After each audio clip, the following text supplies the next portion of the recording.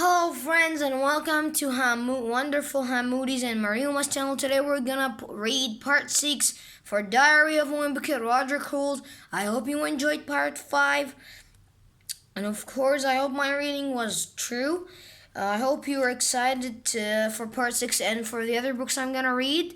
And today of course I'm gonna read part 6 of Diary of Wimpy Rodrick.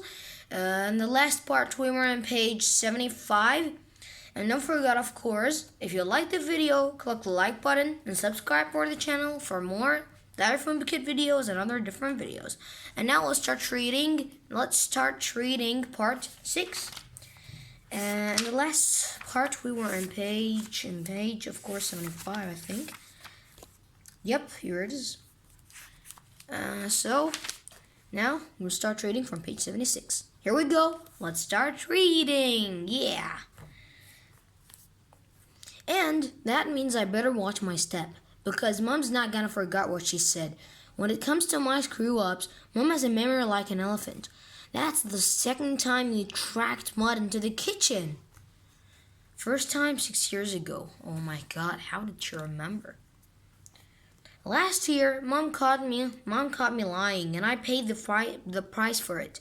Mom made a gingerbread house a week before Christmas, and she put it on top of the refrigerator. She said nobody was allowed to touch it until Christmas Eve dinner. But I couldn't help myself, so every night I'd sneak downstairs and pick off a little piece of the gingerbread house. I tried to only eat a tiny piece each time so Mom wouldn't notice. It was real hard to limit myself to one gumdrop or one little crumb of gingerbread each night, but I managed to do it anyway. Page 78. I didn't know how much I had actually eaten until Mom took it down off the fridge on Christmas Eve. When Mom accused me of eating all the candy, I denied it. But I wish I'd just fessed up right away, because that fib totally backfired on me. Mom had just been hired to write a parenting column for the local newspaper, and she was always looking for material, so that incident pretty much made me into a local celebrity. When your child is being deceptive, or Susan Heffley. The weeks leading up to Christmas can be a source of stress for a child and can harbor unforeseen temptations. My son Gregory found that. You know, now that I think about it, Mom isn't exactly squeaky clean when it comes to being honest to herself. I remember when I was a kid, and she found out I wasn't brushing my teeth every night. She faked a call to the dentist's office, and that call is the reason why I still brush my teeth 4 times a day. Dr. Kratz, do you have dentures for little boys? Oh, only wooden ones? I guess that will have to do then. Friday. Well, it's been 3 days, and I've kept my promise to Mom. I've been 100% honest the whole time, and believe it or not, it's not that hard. 79, 80. In fact, it's kind of liberating. I've been in a couple of situations already where I was a lot more honest than I would have been a week ago. For example, the other day I had a conversation with this neighborhood kid named Sean Snella. When I grow up, I'm gonna be a professional basketball player. Think again, Sean. Neither one of your parents is taller than 5'2", and you're the only 200-pound 6-year-old I know. Wah, I cannot tell a lie. And yesterday, Raleigh's family had a birthday party for his grandfather. Next year, I want a chocolate cake. That is if you're alive next year. Hey, I'm just trying to be realistic. Most people don't seem to appreciate a person as honest as me, so don't ask me how George Washington ever got to be president. He should be honest when he does something wrong, but he did be honest more than I think that it should be. 82. Saturday. Today I answered the phone, and it was Mrs. Gilman from the PDA, looking for Mom. I tried to hand her the phone, but she whispered for me to tell Mrs. Gilman that she wasn't home.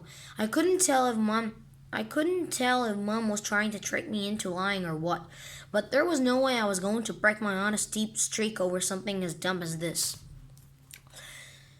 So I made Mom go out on the front porch before I said a word to Mrs. Gilman. My mother is not inside the house right now.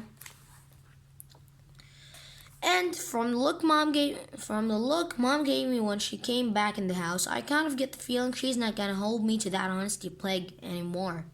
Plague, I think, a pledge. I don't know anymore. Monday. Today was Carrot Day at school. They have Carrot Day every year to get us kids to start thinking about our future. They brought in a bunch of adults who had all these different jobs. I think the idea is that us kids will find out about a job we like, and then we'll know what we want to be when we grow up. But what really happens is that you just find out which jobs to rule out. And that's why I love being an electrical engineer. 84. After the presentations, we had to fill out these questionnaires. The first question was, where do you see yourself in 15 years? I know exactly where I'll be in 15 years, in my pool, at my mansion, counting my money. But there weren't any checkboxes for that option.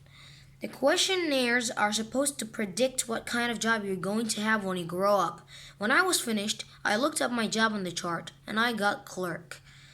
Well, there must be something wrong with the way they set these forms up or something, because I don't know any clerks who are billionaires. Some other kids were unhappy with the jobs they ended up with, too, but the teacher said we shouldn't take these things too seriously. Well, try telling that to Edward Milley. Last year, he got sanitation worker on his job chart, and the teachers have been treating him differently ever since. Edward, could you please clean up this juice spill? Riley got nurse on his job chart, and he seemed pretty happy about it. A couple of girls got nurse too, and they were chatting away with Riley after class. Page 86. Next year, I have to remember to sit next to Riley and copy his job form so I can get in on some of that action. Saturday. Me and Rodrick were just sitting around the house today, so Mom sent us over to Grandma's to rake her leaves. Mom said she'd pay us $100 in Mom bucks for each bag we filled. Plus, Grandma said she'd give us hot chocolate after we were finished. I really didn't feel like working on a Saturday, but I needed the cash. Besides, Grandma makes really awesome hot chocolate.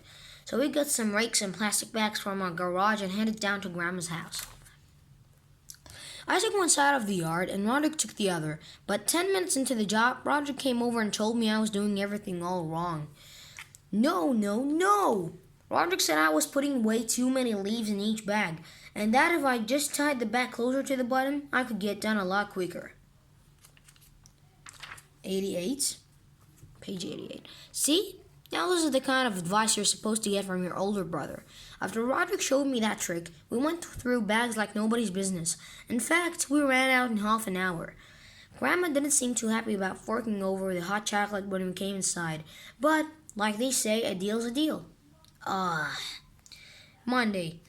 Ever since Carrot Day, Riley has been spending lunch with a bunch of girls who sit at the corner table in the cafeteria. I guess the group of them is like the future nurses of America or something.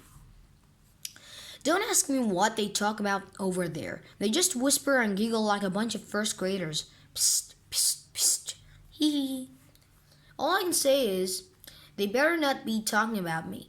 You remember how I said Rodrick is the only one who knows about that really embarrassing thing that happened to me over the summer? Well, Riley knows the second most embarrassing thing that ever happened to me, and I really don't need him digging it back up. Back in 5th grade, we had a project in Spanish where we had to do a skit in front of the class, and my partner was Riley. Page 90, and the last one. We had to do the whole skit in Spanish. Riley asked me what I would do for a candy bar, and I said I'd stand on my head. But when I tried to do a handstand, I tipped over, and my rear end went right through the wall. Estadio parado en mi, ay, ay, ay. Well, the school never bothered to fix the hole, so for the rest of my time in elementary school, my butt print was on display in Mrs. Gonzalez's room. And if Riley's spreading that story around, believe me, I'm gonna tell the whole world who ate the cheese. So guys, this is the end of part 6 of reading Diary of a Wimpy and Rodrick Rules. We're gonna put a mark on page 91 so we can start reading part 7 tomorrow.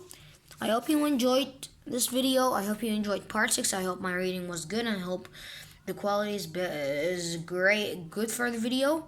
And you're seeing well. Thank you for watching. Thank you for liking and subscribing. I hope you enjoyed this video, the part 6 of reading Diary of Wimpy and Rodrick Rules. And don't forget, if you like the video, click the like button, subscribe for the channel for more videos, and don't forget to ring the bell so all notifications comes to you.